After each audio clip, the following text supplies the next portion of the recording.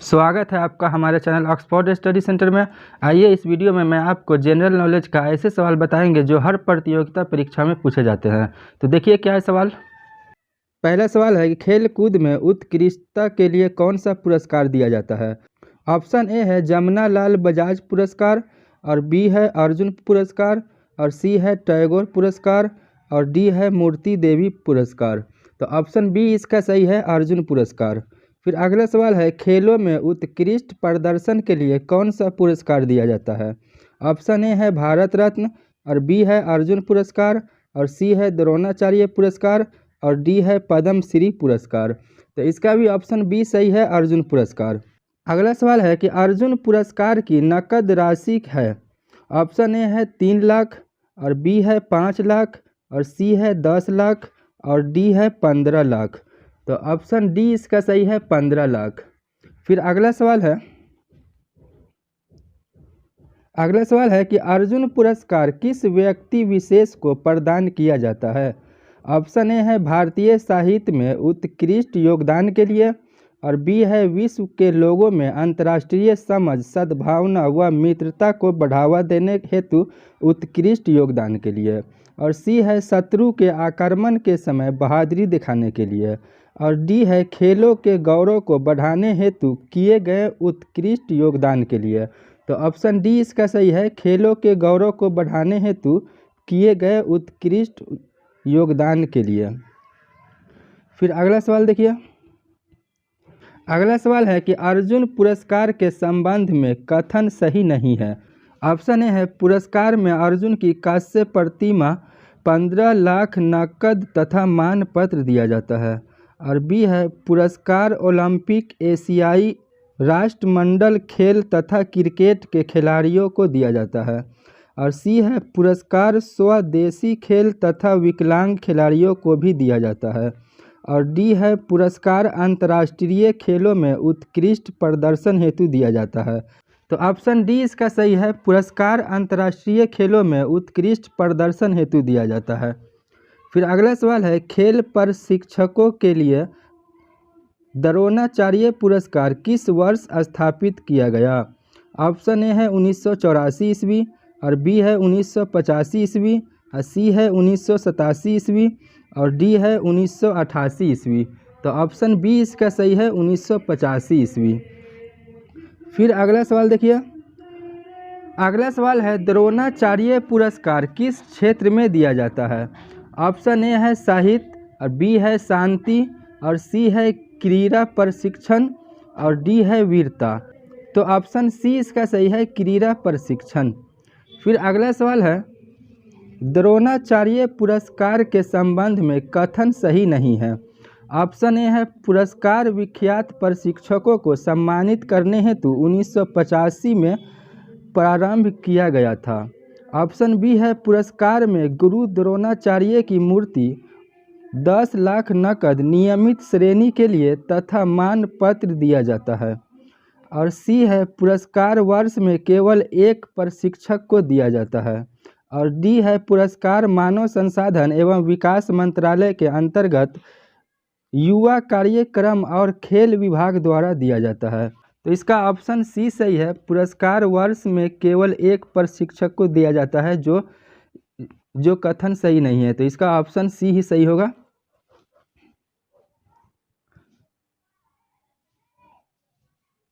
फिर अगला सवाल देखिए।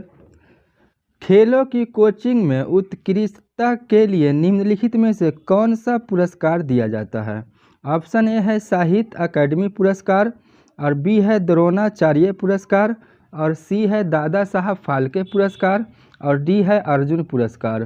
तो इसका ऑप्शन बी सही है, द्रोणाचार्य पुरस्कार। फिर अगला सवाल है धर्म की उन्नति के क्षेत्र में सराहनीय प्रयास हेतु कौन सा पुरस्कार प्रदान किया जाता है।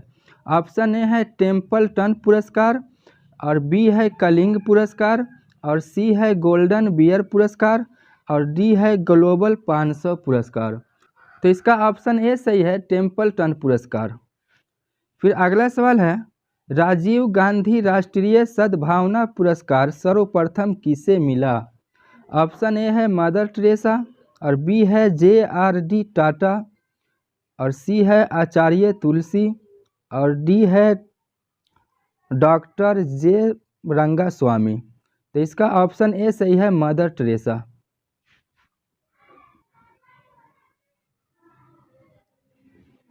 फिर अगला सवाल है, महात्मा गांधी शांति पुरस्कार के तहत कितनी पुरस्कार राशि प्रदान की जाती है?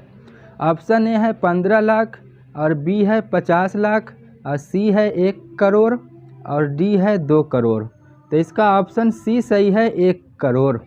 फिर अगला सवाल है, भारत सरकार ने हाल ही में सरदार वल्लभ भाई पटेल के नाम पर एक असैनिक पुरस्कार गठित किया है। यह पुरस्कार किस क्षेत्र में योगदान के लिए है? ऑप्शन ए है भारत की एकता और अखंडता और बी है कला और संस्कृति और सी है सामाजिक कार्य और डी है उद्यमिता। तो ऑप्शन ए इसका सही है, भारत की एकता और अखंडता। फिर अगला सवाल देखिए, अगला सवाल है, अत्याचारों के खिलाफ आवाज़ उठाने एवं संघर्ष करने वाली साहसी महिलाओं को कौन सा पुरस्कार प्रदान किया जाता है? ऑप्शन ए है नीरजा भनोट पुरस्कार और बी है चमेली देवी पुरस्कार और सी है नाय दुम्मा पुरस्कार और डी है टेम्पल्टन पुरस्कार। तो ऑप्शन ए इसका सही है, नीरजा भनोट पुरस्कार। फिर अगला सवाल है, संयुक्त राष्ट्र का सासाकावा पुरस्कार किस क्षेत्र में किए गए कार्य को सम्मान देने के लिए दिया जाता है? ऑप्शन ए है आपदा जोखिम न्यूनीकरण और बी है शांति स्थापना और सी है स्वास्थ्य सेवाएं और डी है गरीबी उन्मूलन। तो इसका ऑप्शन ए सही है, आपदा जोखिम न्यूनीकरण। फिर अगला सवाल है, प्रतिवर्ष कितने नोबेल प्राइज पुरस्कार प्रदान किए जाते हैं? ऑप्शन ए है 8 और बी है 5 और सी है 10 और डी है 6। तो ऑप्शन डी इसका सही है, 6। फिर अगला सवाल देखिए, फिर अगला सवाल है, निम्नलिखित में से किस विषय पर नोबेल पुरस्कार नहीं दिया जाता है? ऑप्शन ए है चिकित्सा और बी है अर्थशास्त्र और सी है गणित और डी है रसायन। तो इसका ऑप्शन सी सही है, गणित। फिर अगला सवाल है, नोबेल पुरस्कार की स्थापना किस देश ने की थी? ऑप्शन ए है यूएसए और बी है यूके और सी है रूस और डी है स्वीडन। तो ऑप्शन डी इसका सही है, स्वीडन।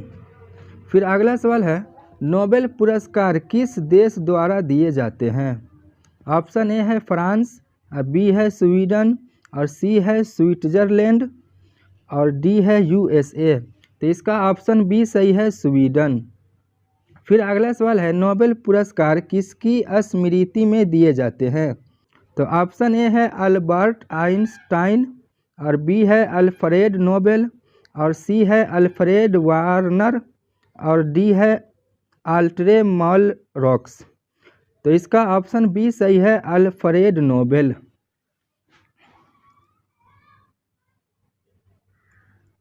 फिर अगला सवाल है, नोबेल पुरस्कार अधिक से अधिक कितने लोगों की भागीदारी में दिया जा सकता है? ऑप्शन ए है 2 और बी है 3 और सी है 4 और डी है 5। तो ऑप्शन बी इसका सही है, 3।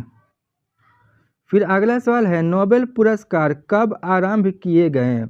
ऑप्शन ए है 1901 ईस्वी में और बी है 1905 ईस्वी में और सी है 1934 ईस्वी में और डी है 1900 ईस्वी में। तो इसका ऑप्शन ए सही है, 1901 ईस्वी में। फिर अगला सवाल है, भारत को प्रथम नोबेल पुरस्कार किस विषय के लिए दिया गया था? ऑप्शन ए है भौतिकी और बी है साहित्य और सी है औषधि विज्ञान और डी है रसायन विज्ञान। तो ऑप्शन बी इसका सही है, साहित्य के क्षेत्र में मिला था। फिर अगला सवाल देखिए, सीवी रमन को नोबेल पुरस्कार मिला था वर्ष मतलब किस वर्ष में? तो ऑप्शन ए है 1930 ईस्वी में और बी है 1931 ईस्वी में और सी है 1932 ईस्वी में और डी है 1934 ईस्वी में। तो ऑप्शन ए इसका सही है, 1930 ईस्वी में। फिर अगला सवाल देखिए, अर्थशास्त्र के क्षेत्र में नोबेल पुरस्कार किस वर्ष से प्रदान किए जा रहे हैं? ऑप्शन ए है 1900 से, और बी है 1901 से, और सी है 1961 से, और डी है 1969 से। तो ऑप्शन डी इसका सही है, 1969 से।